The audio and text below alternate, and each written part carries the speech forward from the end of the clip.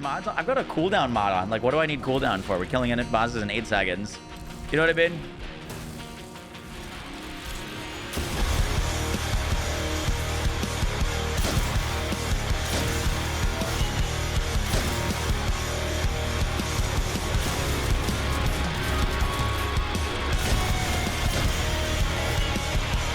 Nice.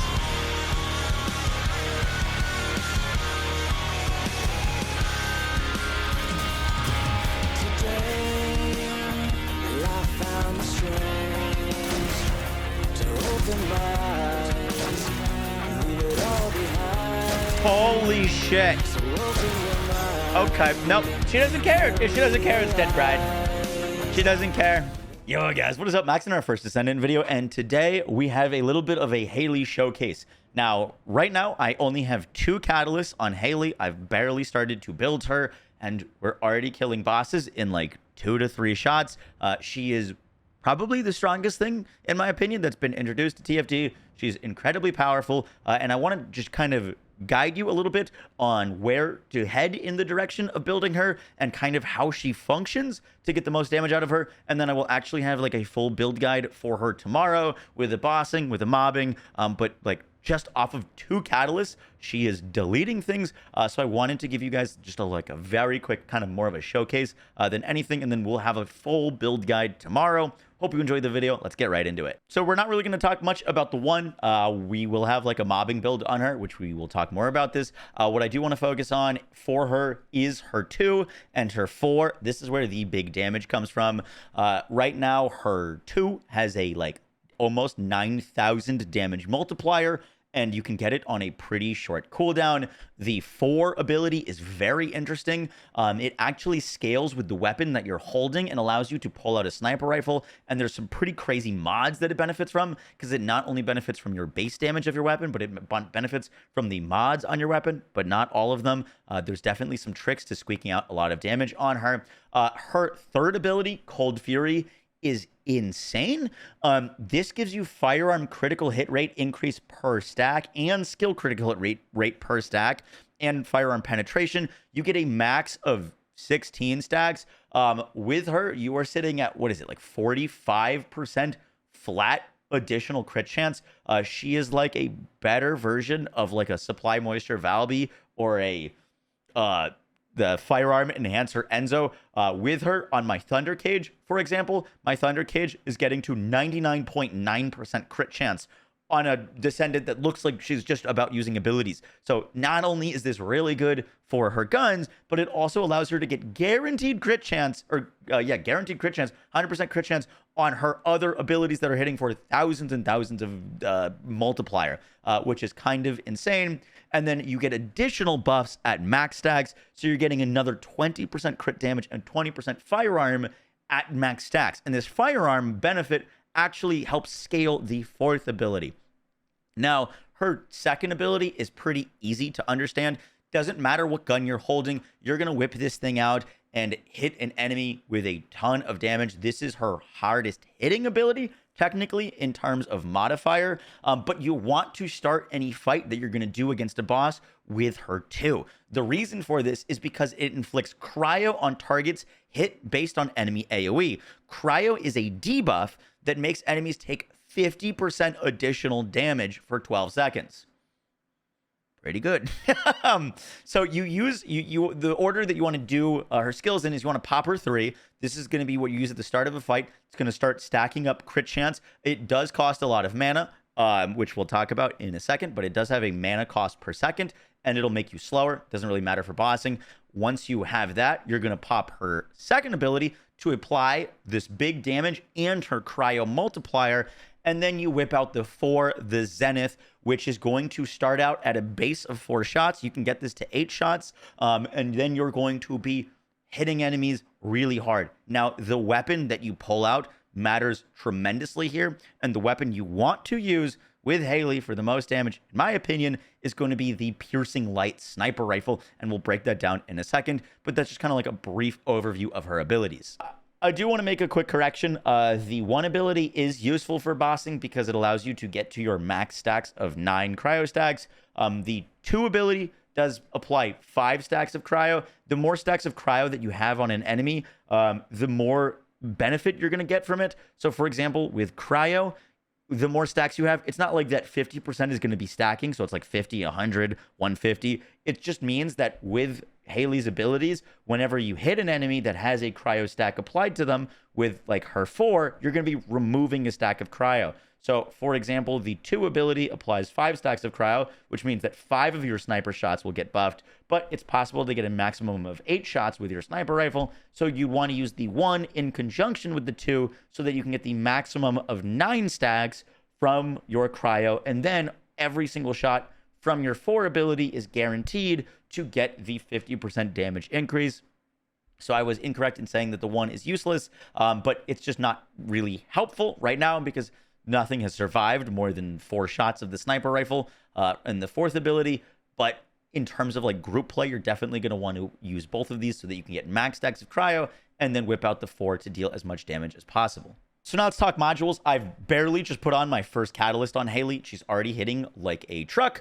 I catalyzed some M slots on here, which I don't think I'm going to be using this other one. I guess we'll see. But I originally was going to go for maximize conservation so that I could have the 3-up. We still might go with that. We still might go some more mana mods. But right now, just for solo play, she's deleting bosses with like basically 1 catalyst on without like having to keep up her skills for a long time. So I think there's some things that are going to be very different about her group build that I make and her like solo build that I make. Once again, everything is in progress. But to start us off, there's some things that you absolutely need to understand about her. And the first thing that you need to understand is modifier is not important for this lady. For example, her Storm Snare has like a 9,000% modifier. If we put on like a singular specialist, or let's say we put on like a focus on singular, this is going to add 68% additive damage on top of 9,000. So we're going to go from 9,000 damage to 9,068 damage. It's like less than a 1% damage increase. Modifier is really just not overly important on her. What you do want to focus on is getting the most amount of skill power as possible. And there's a lot of cool mods to do that. I've just got Chill Specialist on. Obviously, there is a maximize skill where you get 50% more cooldown with 87% more skill power. This would give you the absolute most damage. I'm going to mess around with her build and see if, like right now, she just doesn't really need this. And I'd rather not gimp her cooldowns to use it. But just putting on Chill Specialist to get a ton of skill power, super important. The next thing that's really important is getting your crit damage mods. Front lines gives you more crit damage and skill concentration gives you more crit damage. Note that once again, you hardly need crit chance. Like we are going to put it probably in our crit chance mod. I think I'm just going to put emergency measures as her like next crit mod. But like because she gets so much base crit off of her 3 ability, she doesn't need that much crit chance. I'm just going to let this stack up real quick so that you can see what I'm talking about. But I hardly have any crit chance increases right now. We're now at full stacks. And as you can see, I have 71% crit chance. And the only like crit chance really increase that I'm getting is this like 27% from front lines. So crit chance is nice, but you're going to want to, in order of priority, focus on crit damage first and then get some crit chance going. And then I've also just got some HP on her. Shot focus actually is a net positive, even though this does reduce your skill. Once again, modifier, not important. It's 15% more firearm attack, and that firearm attack benefits the 4th ability a ton. So shot focus is actually pretty nice here. I definitely still have some like more messing around to do. I'm not sure if I'm going to keep this in the full build. What would be just a straight up better mod than shot focus right now is Glacial Succinctium. This is going to give you chill skill power. This is going to be a fantastic mod. Things like spear and shield are going to be fantastic. All of these things that give you more skill power are really what you're going to want to focus on. Get those skill powers, get your crit chance and crit damage up, and she's going to be like literally one-shotting bosses. It's going to be nuts. But yeah, just don't quite have these things leveled or socketed quite yet. Now we need to talk about weapons, because your weapon is dramatically important. So I'm going to show you two things real quick. So we've got an enemy here. I'm going to be holding my sniper rifle. My sniper rifle is obviously a very hard-hitting weapon. That's an 8.3 million shot right there. Now I'm going to pull out my my executor. It's got 150,000 DPS at base. We're going to pop into this.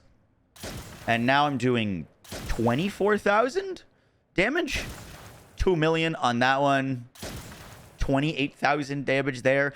The reason the damage varies so much is because the fourth ability takes into account your equipped weapon and primarily its base damage. The shotgun hits really hard, but it fires a bunch of pellets, and all those pellets, the base damage is counting as one pellet. So it's a 7,000 firearm attack on the executor versus 193,000 damage on the piercing light. I don't know if there is a gun that has more base damage than the piercing light right now, but if there is, the piercing light still allows you to pair it with a legendary reactor. So I think piercing light is going to be the absolute best, because even if there is something that has slightly more damage than it, you're still getting like the big multiplier by just wearing a legendary reactor to pair with it. If you get one for the Afterglow, that is going to be fine. The big difference is, as you can see, the Afterglow has 114,000 base damage and the Piercing Light has 193 base damage. So significantly more base damage on the Piercing Light. And that is going to be one of the biggest factors for scaling our damage with her.